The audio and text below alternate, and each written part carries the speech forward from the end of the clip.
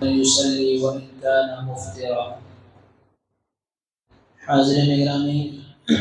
ایک ترمذی شریف کی حدیث ہے، اس میں دعوت کے آداب اور دعوت کا سنت طریقہ کیا ہے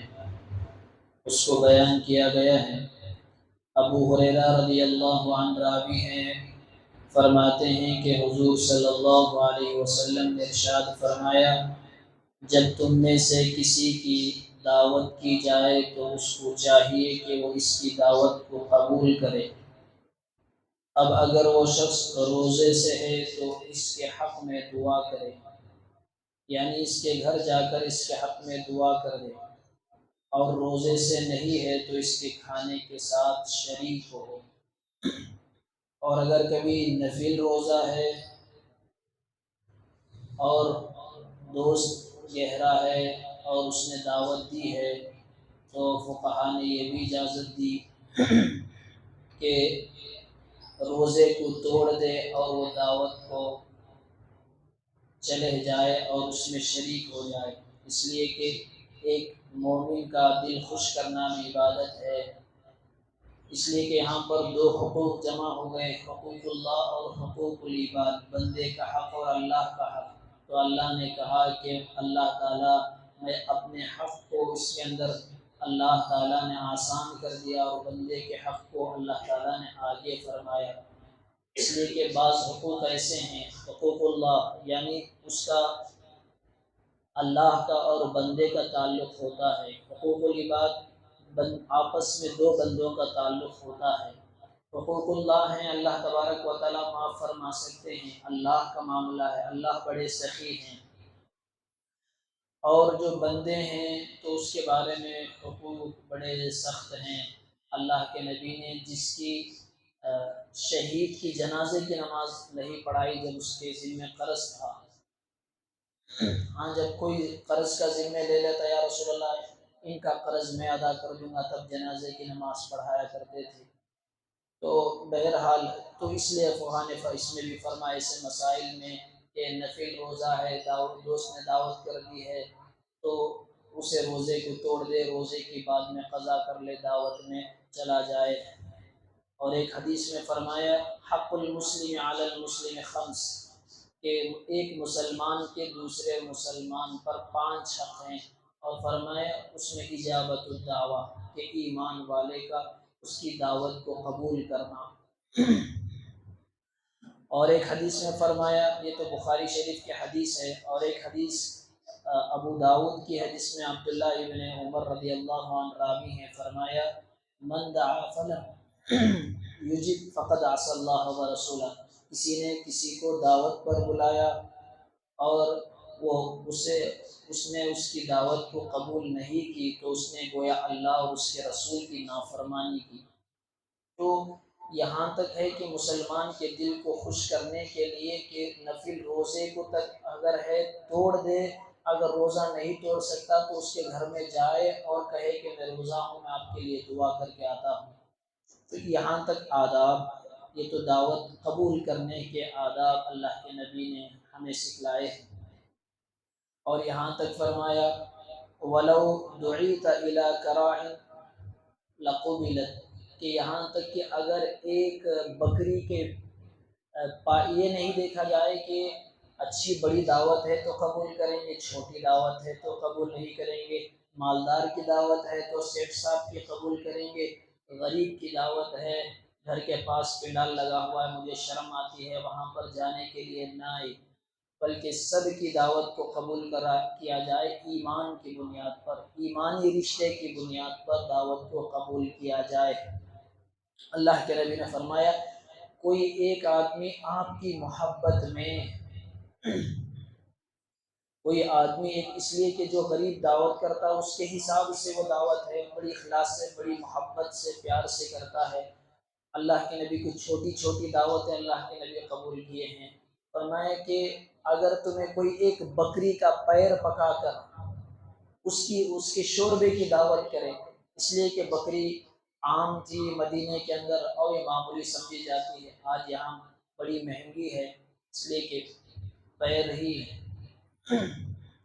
پائے وہ بھی بکرے کے اور اس کا شوربہ، یہ تو بڑی قیمتی دعوت ہے، اس وقت میں معمولی دعوت سمجھی جاتی تھی۔ بتانا یہ ہے کہ ایک معمولی سی دعوت تو ہو تب بھی اسے حقیر نہ سمجھا جائے۔ آج تو پائے کی بڑی اہمیت ہے، کوئی دعوت ہی نہیں کرتا، وہ بھی پائے کی دعوت، وہ بھی بکرے کے۔ ایک اس لیے کہ داماد تھا ایک، جب بھی سسرال کے یہاں جاتا کہ کیا چاہیے کہ بکرے کے پائے، اس لیے کہ اپنے پیسے سے خرید کر کھا نہیں سکتا۔ ایک مرتبہ داماد آئے تو سسر نے پوچھا کہ بیٹی کیا لے کر آؤں؟ داماد آئے ہیں اس لیے کہ پورے نخرے یہیں پر چلتے ہیں، تو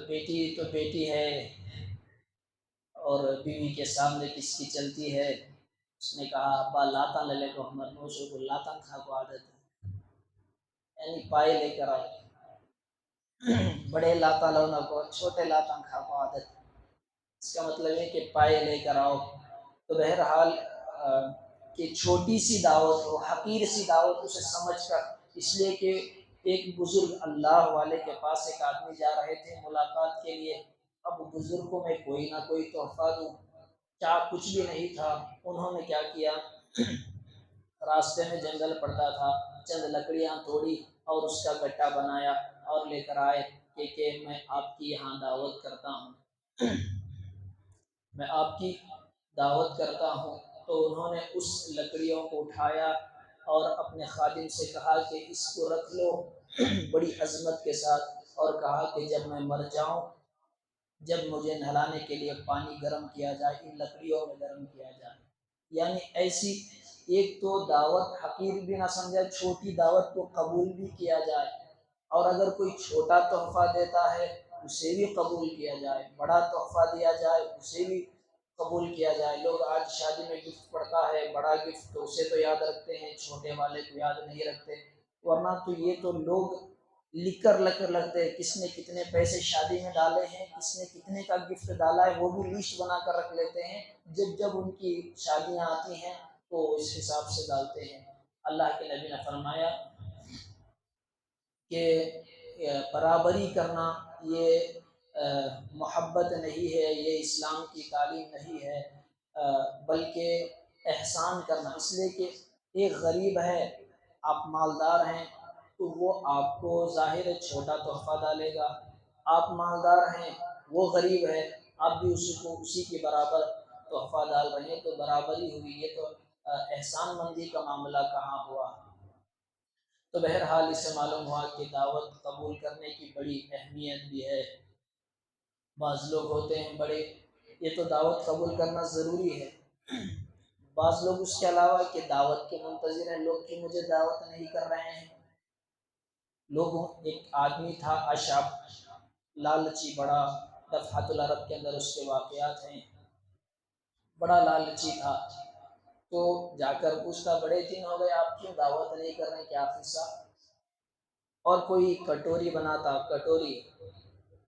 کٹوری بنانے والا ہوتا، مٹی کے پہلے بناتے تھے، مٹکے کٹوریاں، ان کو جا کر کہتا ہے کہ بھائی تھوڑی بڑی بناؤ،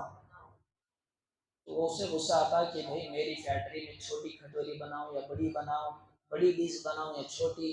بڑی شکل بناؤں یا چھوٹی شکل بناؤں، تجھے کیا؟ اس نے کہا کہ نہیں بھائی تھوڑا بڑا بنا، کہ تجھے کیوں بھائی جا؟ اصل بات دراصل یہ ہے، تو کھٹوری چھوٹی بنائے گا، کل کے دن محلے میں دعوت ہوگی اور وہ مجھے کچھ دے کر بھیجیں گے، تو چھوٹی کھٹوری میں کم دے کر بھیجیں گے، تو بڑی کھٹوری بنائے گا، جب دعوت ہوگی جب مجھے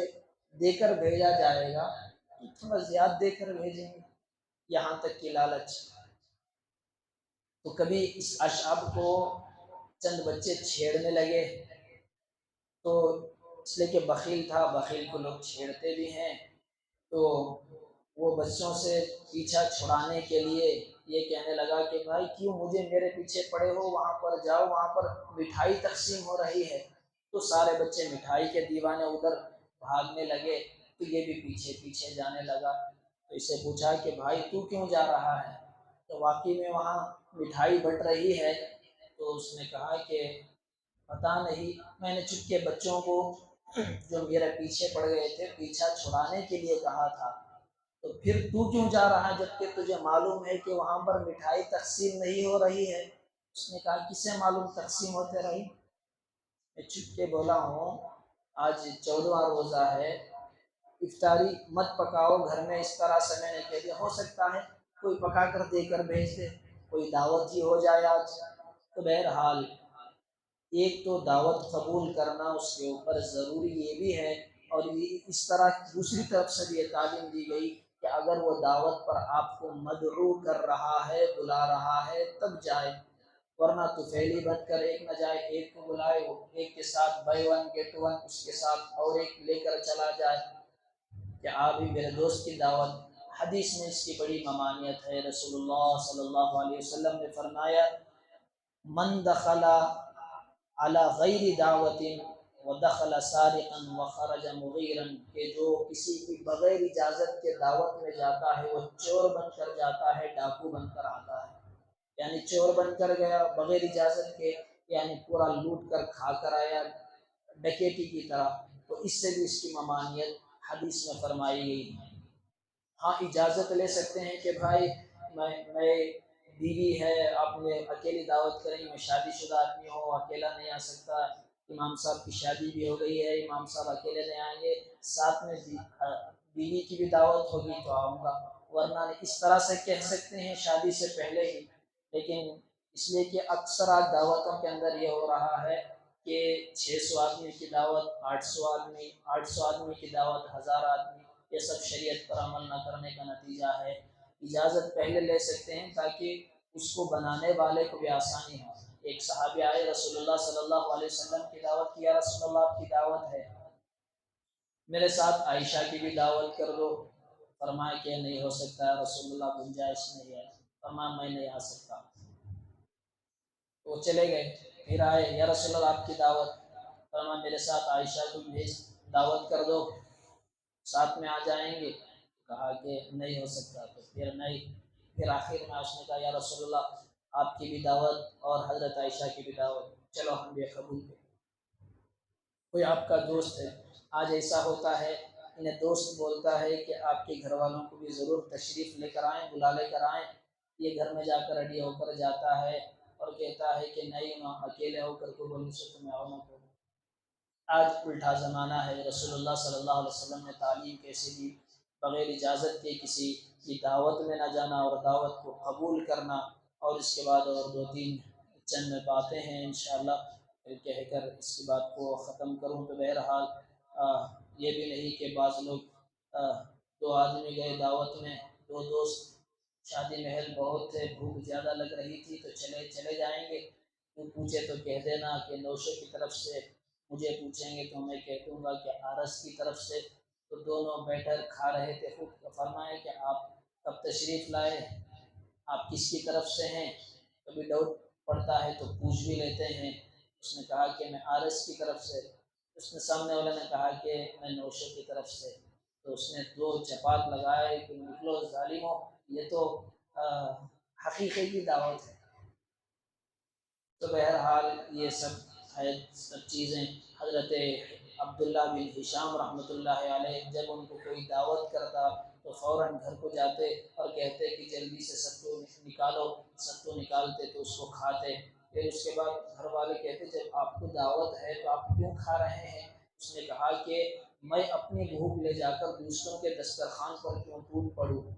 تو بہرحال اللہ تبارک و تعالیٰ سے دعا ہے اللہ تبارک و تعالیٰ ہم سب کو معاشرے کے اندر اس کا پاس و لحاظ رکھ کر سنت کے مطابق، غریب کی ہو یا مالدار کی ہو، چھوٹی ہو کہ بڑی ہو، دعوت کو قبول کرنے اور دعوت کرنے کی، دعوت کرنا بھی سنت ہے اور دعوت کو جانا بھی سنت ہے، ایک طرفہ نہ ہو، صرف انکم ہو اور گوئنگ نہ ہو، دونوں چیزیں ہو تبھی موبائل چلتا ہے۔ اللہ تبارک و تعالیٰ سے دعا ہے اللہ تبارک و تعالیٰ ہم سب کو عمل کی توفیق عطا فرمائے۔ سبحان اللہ